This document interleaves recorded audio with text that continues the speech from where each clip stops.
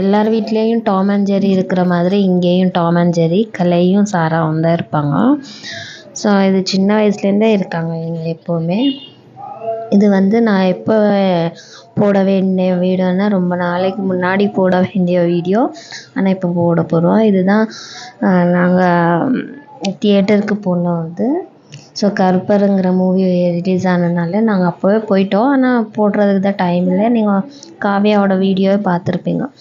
So இது இங்கே ஃபுல்லாக ஏசிங்கிறனால கார்த்தியாவுக்கு நாங்கள் சாக்ஸ் போட்டிருக்கோம்.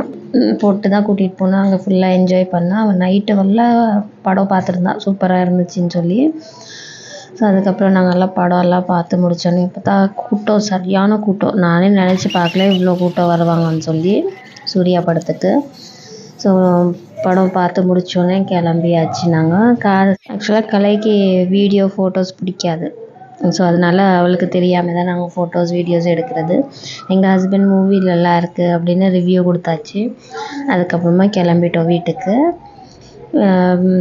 ஏன்னா நெக்ஸ்ட் டே வந்து மாமா அத்தை கலை எல்லோரும் ஊருக்கு போகிற ஐடியாவில் இருந்தாங்க. ஸோ அதனால நாங்கள் நைட்டு மட்டும் படம் பார்த்துட்டு மெமரியாக இருக்கட்டும்னு சொல்லி கிளம்பிட்டாங்க.